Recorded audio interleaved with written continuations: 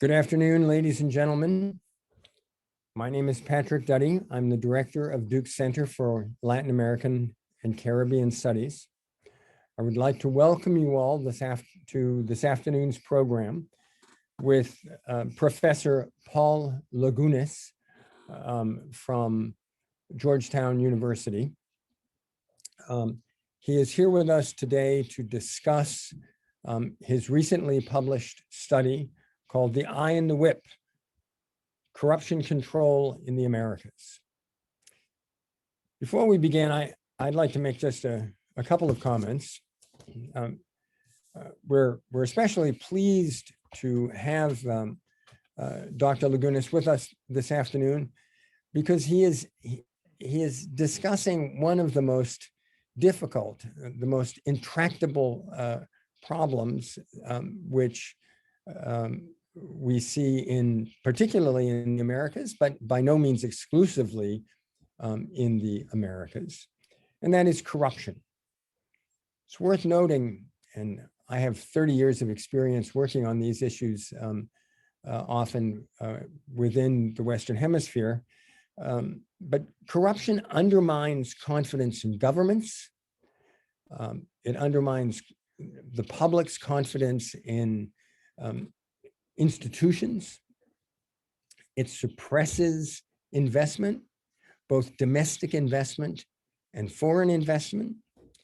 It raises the cost of getting anything done. Right? It also can introduce or foster difficult and even dangerous conditions, things ranging from substandard construction to unacceptable work conditions. At least in my experience of 30 years as a diplomat, in virtually every case in the Western Hemisphere where publics have clamored for change, often for dramatic change in their political leadership or in their systems, corruption has figured prominently in the list of charges the public has brought against sitting governments. Now, Professor Lagunes has put together 3 interesting field studies looking at Mexico, Peru, and the United States.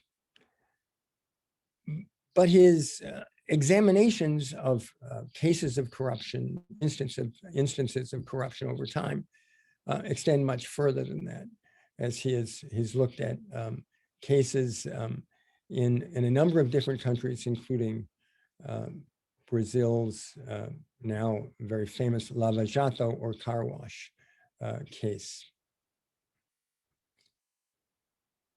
Professor Lagunes is a Duke graduate, I would like to note.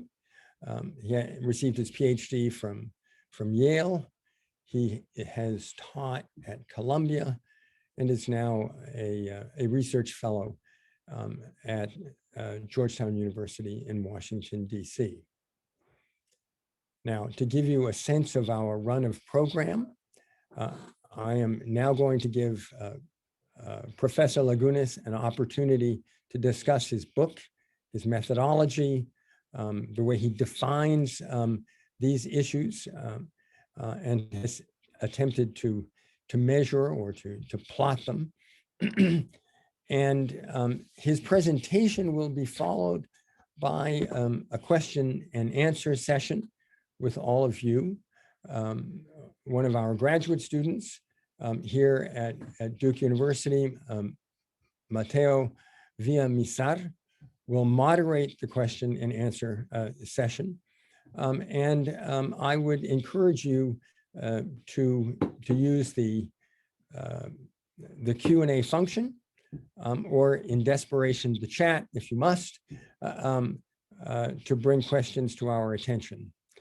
So with no further preamble, Professor Lagunes. Well, thank you. Hopefully you can all hear me all right. I'd like to begin with a few thank yous and then a very brief personal note. So first, I'd like to thank the host institution, the Center for Latin American and Caribbean Studies at my alma mater, Duke University. I want to thank its director, Ambassador Patrick Duddy. Thank you for that very gracious introduction. I also wanted to thank the associate director of the center, and that's Natalie Hartman. Natalie, thank you for organizing this. And Dr. Antonio Arce had a hand in organizing this event or in connecting me with Natalie. I want to appreciate him. Mateo Villamizar, who will be leading the questions, I want to thank him for participating, and I look forward to the questions. I also want to thank Special Events Coordinator Miguel Rojas-Sotelo for his role in today's event.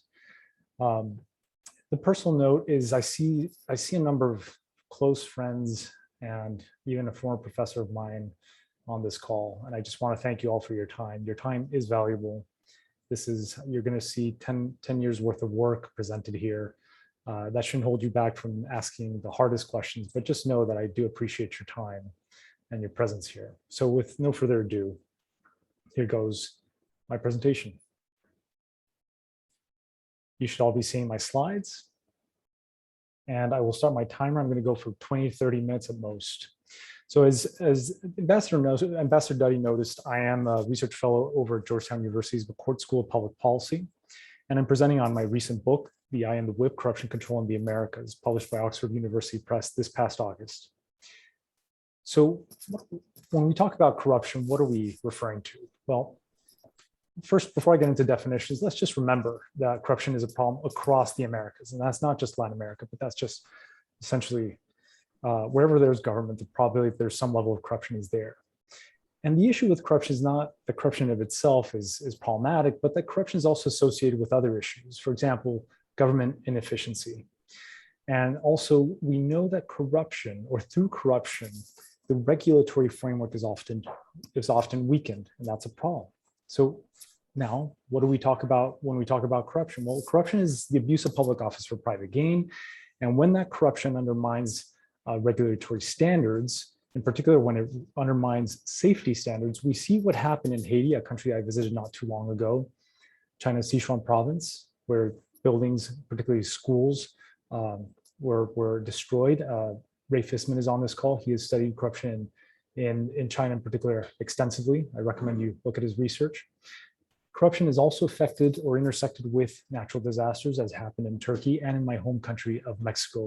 In 1985, I was 5 years old, and I saw and I knew about people dying, around 10,000 people dying, because corruption indeed intersected with that natural disaster. So we're concerned with this. We're concerned with this abuse of public office for private gain. We know that corruption can happen among elected and non-elected officials. I'm particularly most interested in corruption among bureaucrats, i.e. non-elected officials. And I'm focusing on what's known as the built environment. So corruption in those human-made structures, or in the construction of human-made structures that house and connect society. And the particular mechanism that I'm testing for fighting corruption, for this anti-corruption, are audits. Audits defined as an objective and systematic examination of evidence to provide an independent assessment of a program. That's the definition of audits. Now, of course, audits are not the only solution to corruption. It's just the one I'm dedicating my study to see under what conditions it might work. What motivates my focus on the built environment? Well, in part, the fact that I was a participant observer in the Miguel Hidalgo borough in Mexico City, where I found, in collaboration with two co-authors, Ana Grajales and Tomás Nasal, that in fact, when reviewing corruption complaints directed to the Comptroller General's office of Mexico City, well, in fact, for this borough, the built environment tended to appear as problematic. It's also true that when auditing permit reviews for another city in Mexico, this is for the city of Queretaro, 2-3 hours away from Mexico City, I saw that corruption is not just a problem of the regulators, of the bureaucrats, but it's also associated with what people are trying to do that they shouldn't be doing. So people are trying to undermine existing regulations. And this here is just a table showing some of the regulations they're trying to undermine, having to do with when building, having to do with not offering sufficient parking spots, maybe trying to go beyond the limits that are allowed for construction, et cetera. So when I'm talking about weakening the regulatory framework in the built environment, these are the sorts of things I'm referring to. And here's a very specific example of that. So this is a zoning map for Querétaro, and I'm picking on Querétaro only because it was a city that really opened itself up to me. So the fact that I'm talking about it is, in a sense, a way of speaking well of it, because again, it was exceptionally open to my research on corruption. So here's this particular zoning map and this particular lot in the historical district of Querétaro. Now, when you look at the code and the color for this lot, and then you go to the law, it says that the law is very clear. You cannot build a shopping center here. You cannot build something of a commercial nature here. Very specific. And yet this is what was built. This here's what was built. So what do we have here? We have essentially a strip mall. How did they build that? How did they get this done? What happened? I'll never know for sure, but we'll have a discussion about what may have happened. So I'll come back to this in a moment.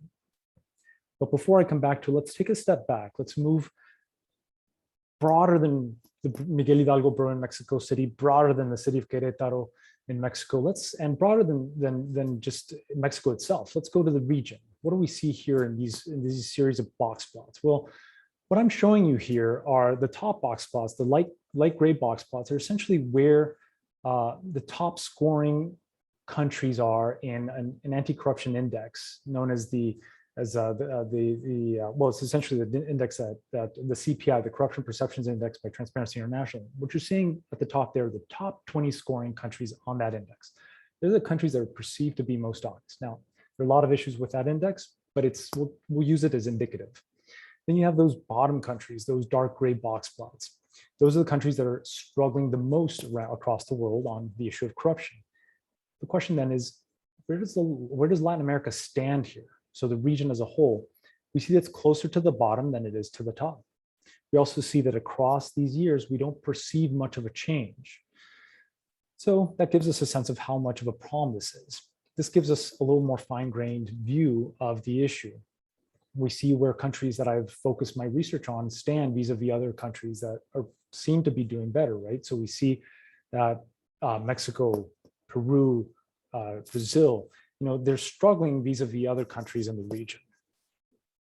And then there's another way to look at the problem, and that's through major corruption scandals. So these are particularly important cases that have raised the issue of corruption in the public's minds.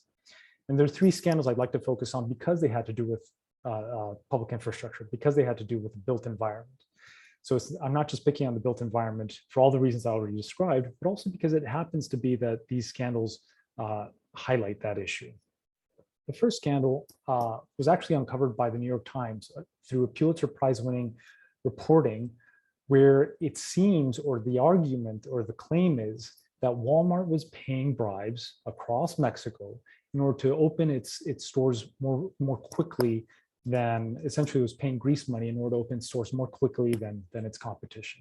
So that's the claim that this Pulitzer Prize-winning reporting provided. So essentially, permit reviewers, those who regulate zoning and others were paid bribes supposedly to open Walmarts more quickly. Then there's this one. Ambassador Duddy referenced it during his presentation, Lava Jato, or car wash, which is a scandal that began thanks to evidence uncovered by prosecutors in Curitiba, Brazil. And it was found through the extensive investigation that the bribery, mainly by one company, but really by several companies, extended to other countries across the region, including Peru, but also the Dominican Republic, Mexico, Colombia, and others. Then there's this one. Because corruption is ultimately not monopolized by any single country, or not even by the developing world, we see that New York City has also experienced corruption in this public environment.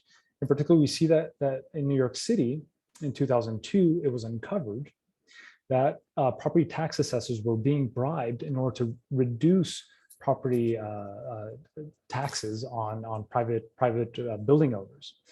This was uncovered. It seems that some 10 million bribes were paid or more across decades. So big problem there. And the question then goes to, well, what do we do about it? What do we do about this? I'm going to skip through this one and go to this one. This here a few of you will recognize it as a Schelling diagram of frequency-dependent equilibrium. This idea that really we live in a world with multiple equilibria where, you might be in one context where corruption is the exception, not the norm, or you might be in a context where the inverse is true. Solutions will differ across these, and this highlights, I think, for the main thing I want to say with this graph, and we'll come back to it if necessary in the Q&A, is that corruption will not depend solely on audits. Corruption is often sustained by our shared perceptions of what the norms are in a society. So if I live in a society where corruption is the norm and not the exception, then it'll be very difficult to control it merely with audits. That's really what I'm trying to say here. So we'll come back to this if relevant. But I do think at the end of the day that audits play a role. So my argument is that this combination of the so-called I and the whip can make a difference, can make a dent in this fight against corruption. Now, what do I mean by the I? The I is simply shorthand for something you already know, you already have heard of and has been studied extensively, and that's transparency. So members of civil society and the authorities charged with controlling corruption must be able to access and audit information, transparency. Whip, by that I mean enforcement. Again, shorthand for a term you already know. And by whip, I mean high-level appointed officials and the authorities responsible for investigating and prosecuting corruption must have the capacity to punish. So I'm saying these two have to go hand in hand. To test my argument, and to test my argument in different contexts, this is the work that I did. See, these are the 10 years of my life that I'm referring to in this presentation. So I'm talking about ethnographic work in Mexico as participant observer in the Miguel Hidalgo district, talking about uncompensated collaborations, generating uncompensated collaborations with 4 government agencies in Mexico and Peru and New York. I learned how to read blueprints. I traveled 16 times to Peru. Actually, it's been 24 times now, but 16 times just for the research. Drove approximately 1,300 miles through the Andes, and with the help of an extraordinary team of collaborators at Columbia University, we analyzed fiscal case studies for 211 properties in New York City. And this analysis, at the end of the day, each case study took 4 hours of our time to produce at least. So speaking of methodology, I conducted field experiments or randomized control trials where the key intervention involved in anti-corruption audit. The guiding assumption here is that those being audited would, if there is corruption, would modify their behavior, especially if the audit is effective. So I'm essentially inferring corruption through gaps in the data. There's going to be a control group, there's going to be a treatment group. Those in the treatment group know that they're being audited. Those in the control group do not know that they're being audited. And if there is corruption, we're going to see a difference in how these two behave, officials in these two groups behave. Now, I want to go back to that strip mall example I shared earlier. Will these gaps in the data refer to corruption, or will they refer to corruption and inefficiency? And my book discusses this at length. I'm just going to give you the summary here. At the end of the day, it's very hard to disentangle corruption from inefficiency. Conceptually, we want to disentangle these because conceptually they are different. Legally speaking, we also want to disentangle these because we want to punish those who are merely inefficient differently from those who are explicitly or solely corrupt. Fair. But the truth is, and those of us who grew up in developing contexts where corruption is the norm and not the exception, know that's really hard to disentangle. We know that government officials who work in will prefer to work in inefficient offices than efficient ones, because in inefficient offices, they can hide their corruption amongst all the inefficiency. So when we come back to this example here, the strip mall, was it corruption? Was it inefficiency? I can't tell you. I can't tell you for sure. You know, when the builder of this submitted his or her permit, he referred to this as a conglomerate of stores and I think commercial facilities or something of that sort, units, commercial units and service units. Of course, that was just another way of calling this a strip mall, as we discussed. Now, permit reviewers were supposed to pick this up, notice that this went against the law, and push back against it. Doesn't look like they did. Corruption, inefficiency, it's an open question. The point being, this got built and it shouldn't have been built, and maybe an audit could have helped to prevent it. So you remember these 3 scandals I referenced: the Walmart scandal in Mexico, the Lava-Jato scandal in Latin America, starting in Brazil, extending to Peru, and then the New York City scandal involving tax assessors. Well, my 3 experiments map onto those 3 scandals. So we start with this one. This is my actual work. This is what I'm This is the core of my presentation. So we start with the Queretaro experiment, where I collaborate with that city. That city proved itself extraordinarily open to my collaboration. It opened itself up to a field experiment, and I focused on these permit reviewers. So they knew they were being audited for some permits, but not for others, okay? So what I would do is once a week over the course of 13 weeks, I would come in, I would send permits into a treatment group or a control group randomly. Those in the treatment group, permit reviewers know they were being watched. Those in the control group, they did not know they were being watched. By whom? By me as a researcher conducting research on corruption. And they knew this. Okay. So I would record these permits, conduct the randomization, treatment, control. I would focus a lot of my attention on those in the treatment group. I would list them. I would ask them for paperwork for those in the treatment group. I would talk a lot about those, trying to distract them from the possibility that there was a control group, which was an actuality, not a possibility. Then week to week, I would come back and I would report to the director of that office what I was finding. I wanted them to know that I could actually detect irregularities. And I would say, I found this, I found that. So he knew that that the audit had teeth. I would gather then data for both treatment and control over the computer system. Now, before I show you the results, the reason I argue that field experiments are particularly powerful and useful is because we actually test the effect of an intervention in the real world out there. So I would ask you here, what do you think happened? So when they knew they were being scrutinized by me, what do you think happened to how long it would take them to review the permits? What do you think happened to the director? Do you think the director became less or more involved? Do you think they became, do you think they applied the law with more efficacy and more insistence? So let me just pause for a moment. I'll take a sip of water while you think about that. So what do you think these lines will look like across the 13 weeks? How do you think the control line looks versus the treatment line?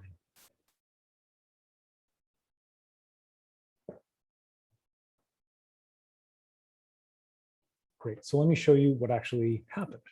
During the first 8 weeks, when they just knew that the eye was at work, there really is no perceivable difference in how they behaved vis-a-vis permits in the treatment group versus permits in the control group.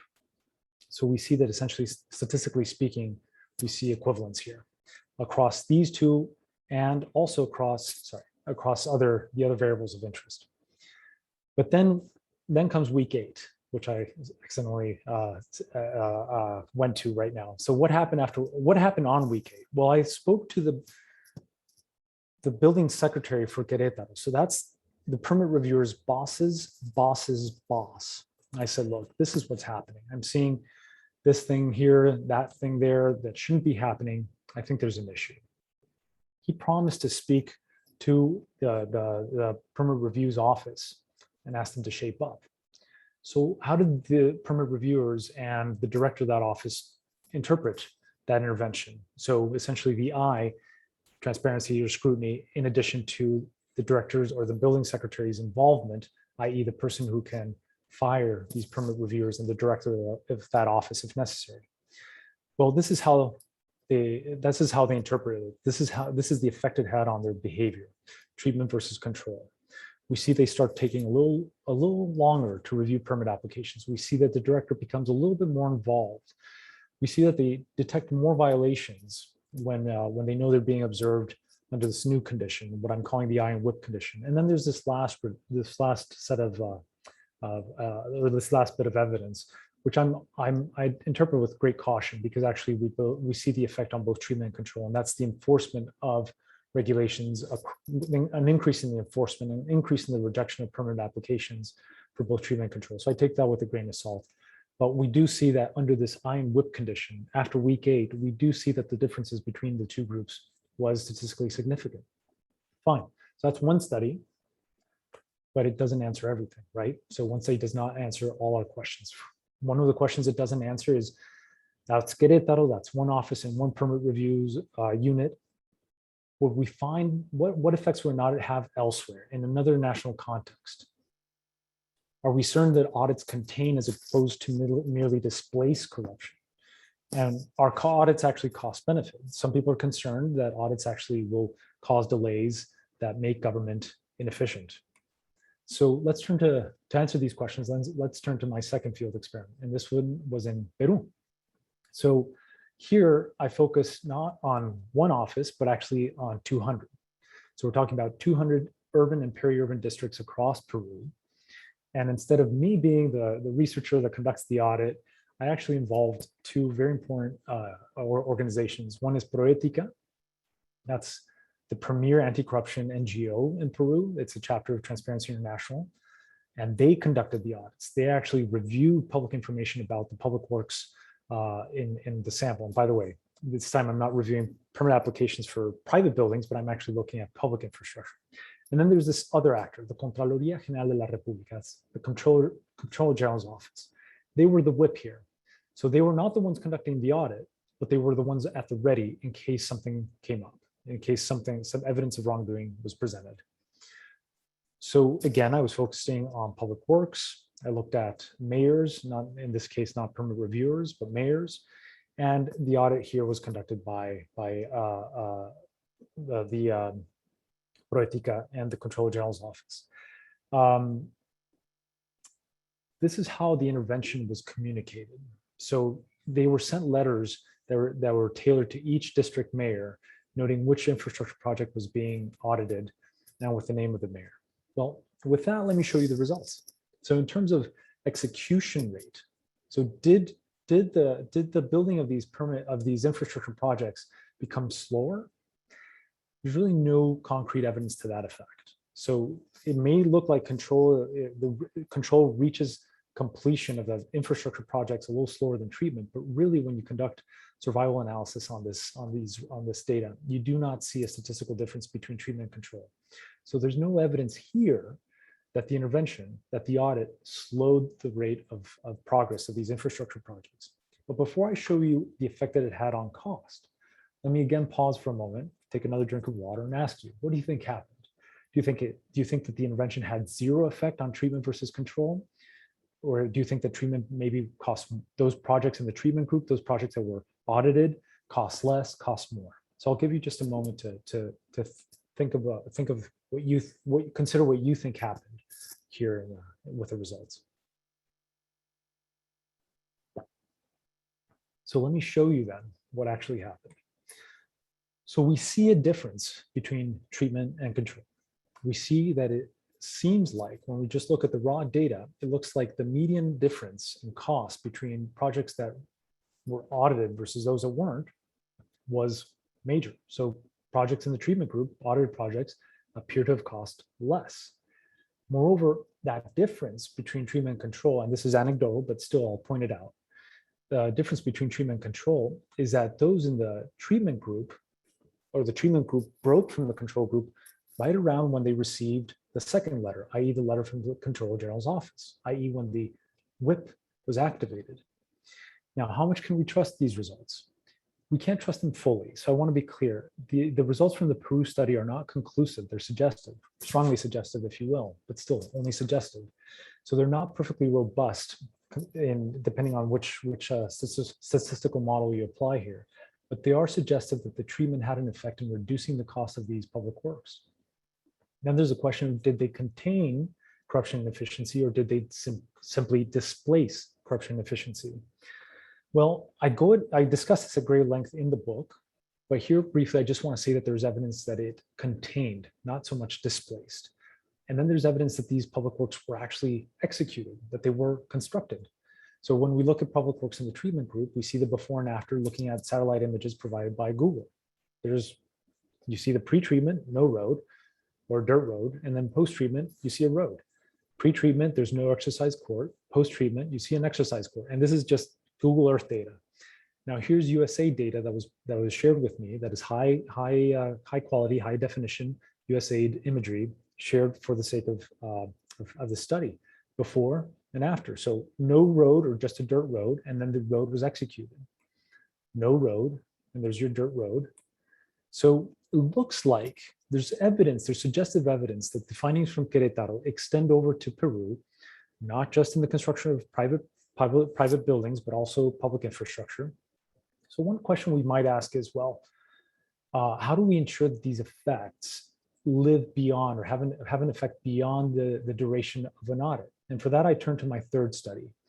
This study was conducted in collaboration with a co-author who I want to highlight and celebrate and express my gratitude to, and that's Yang Hao.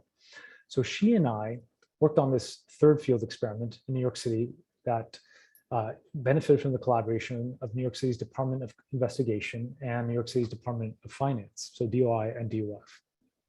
DOI, by the way, is one of the country's oldest anti-corruption agencies or law enforcement agencies in the United States. And again, we focused on property taxation, looked at tax assessors, and this time I didn't look at the eye versus the whip. Here I combined them, and here I went straight to the eye and the whip applied by a law enforcement agency that is thought to be trustworthy. Great.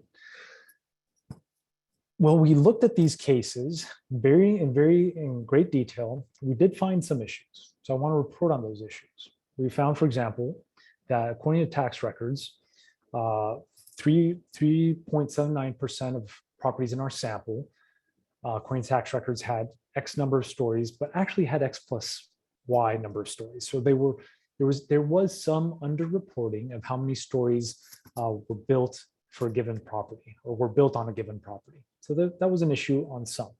And there's this other one for 13.74% of the properties in our sample.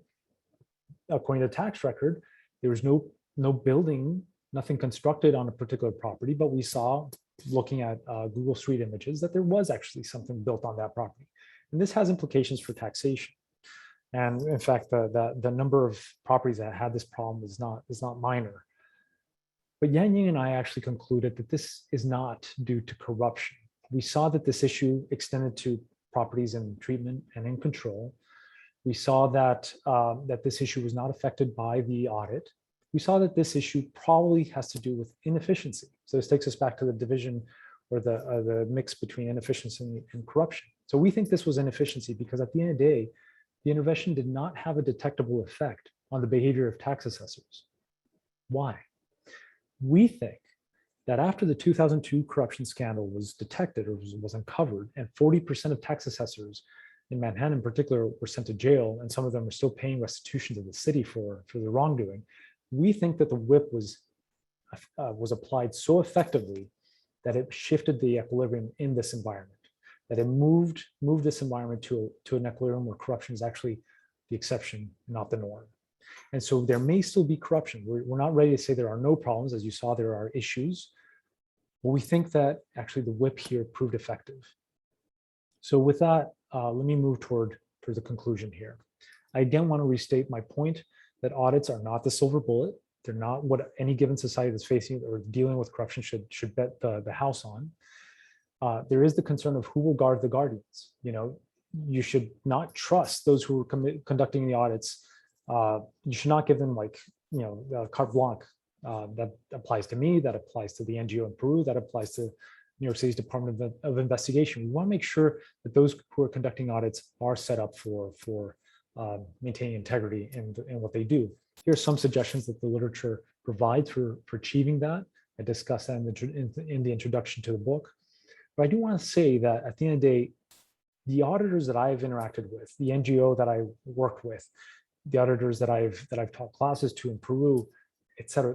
At the end of the day, I don't want to exaggerate the concern about auditors becoming corrupt.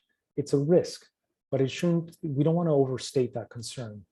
If anything, through my research, what we have found, I believe, and what I've tried to show, is that audits can make a difference. Transparency alone is not enough. Transparency should be paired with the risk of enforcement. And when it is, we can see improvements in the quality of the work that's done and in the application of regulations that are necessary to build things that house and connect society. With that, I'll stop and I will welcome all questions. Thank you very much for your time and for your attention.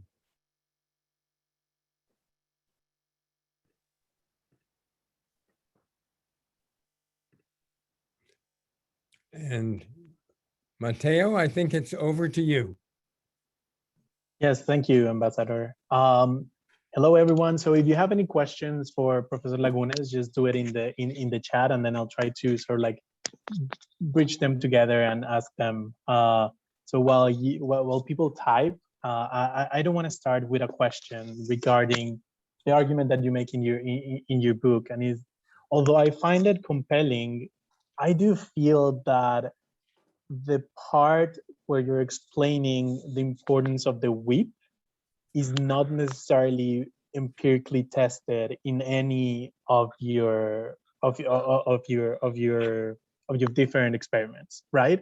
I do feel that there's something to be said in the Querétaro experience, but there, even reading your book, I don't really know if it was, the fear of this agency having teeth, or just some sort of worry from their immediate boss asking the people that were doing the permits to just try to do it better, because all our jobs could be in play, right? So here the thing is, and the question is though, how to actually test if the whip works or not. And thinking, for example, in both the cases of Querétaro and the cases of Peru, how would you expect a randomized controlled trial between, saying, sending in Peru a subset of households the record that the NGO is doing the audit versus the record of the actual auditing firm from the government to do that? Do you expect that these are going to have different effects, and why? I do feel that in some extent your answer will be yes, but I just want to know sort of like the extent of the actual theoretical argument for the whip in these cases. Mateo, you're a fourth-year PhD student at Duke University's Political Science Department. Would you mind saying just briefly what you're researching, so that I think this is a community, and we're sharing information. So please go ahead. Sure. Well, my name is Mateo Villamizar. I'm a fourth-year student in political science here at Duke.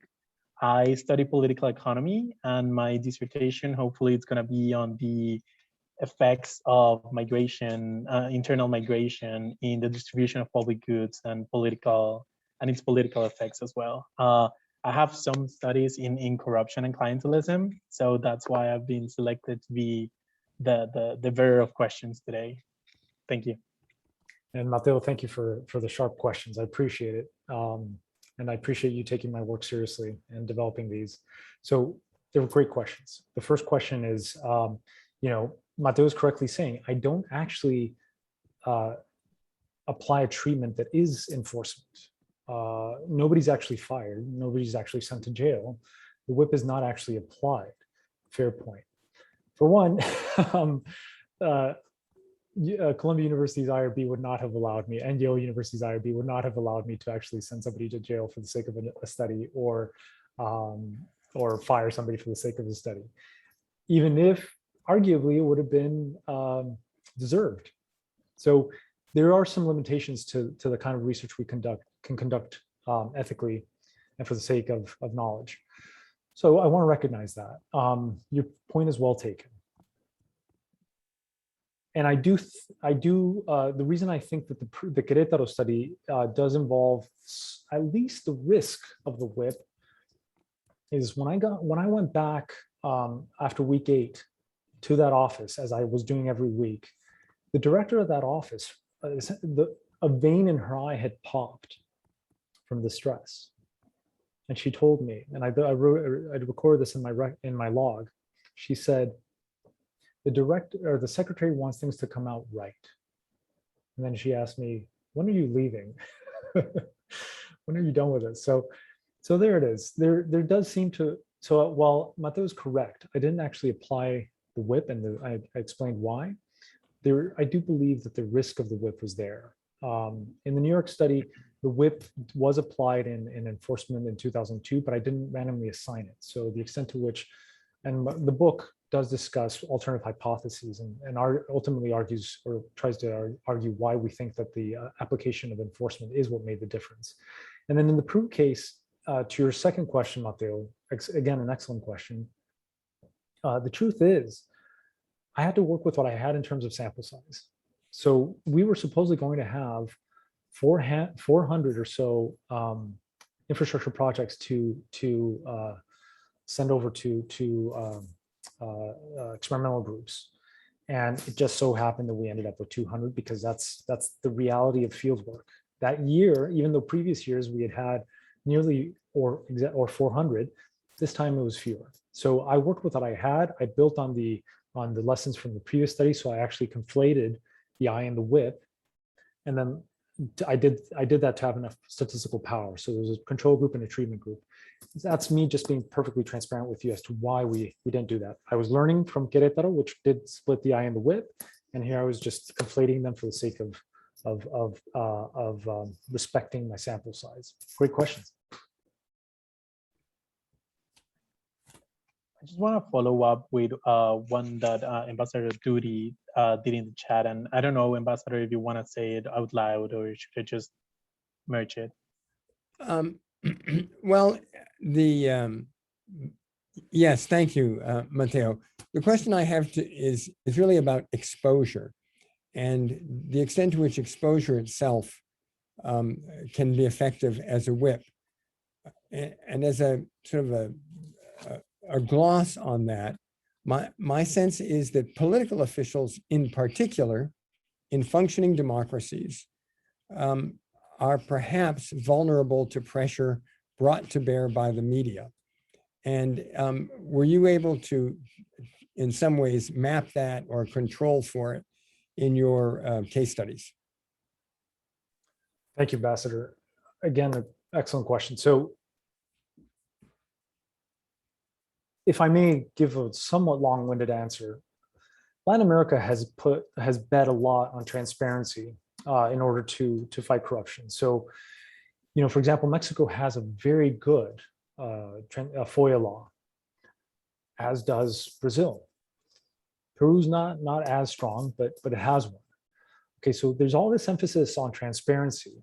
The question then is, has made a difference. So Oscar Pocasangre, who's a PhD student at Columbia, and I actually worked on that topic. We find that FOIA systems in Mexico in particular work quite well. But we do conclude our joint article, our co-authored article, with the question of, well, but what's happening? Because corruption still seems to be as much of a problem today as it was when the FOIA law was first passed. We touch a little bit on that, or I touch a little bit on that study in this book. The closest I can get to answering your question rigorously is actually with the Queretaro study, where they knew they were being audited. They knew there was scrutiny going on. They knew I had full access to the permit reviews and to their work. And we saw that there was no shame, essentially. So I'm not a representative of the media, fair, but I was coming in as an anti-corruption expert to review their work. They had no reason to trust that I would not, that wasn't a risk to them and to their honor, and that had no perceivable effect. So I think Latin America's bet on transparency is excessive. I do think there's plenty of good work being done. The Walmart case was uncovered by Shanique von Bertrand, who's a reporter from Mexico and in collaboration with a reporter in New York City. So, and that actually did a lot, it did have impact. That's anecdotal. In terms of systematic impact of transparency, the question remains. And as far as I can tell with the Queretaro study, shame alone was not enough to modify their behavior. Interesting. Thank you. So right now, I think that we have two more questions that I think could be merged into one. And is that Professor Hartling and Professor Weevils, Professor Hartling asks if you have a sense if the impact that you showed in Mexico and Peru is something that could be sustained over time. And in that sense, Professor Weevils also asks if, like, what is sort of like the big policy question here? Like, what is the socially optimal incidence of audits? It's expensive to do them, and you can audit every transaction, but you need the threat to be high enough for it to impact the incentives. So how can we figure this thing out? Thank you for those questions. So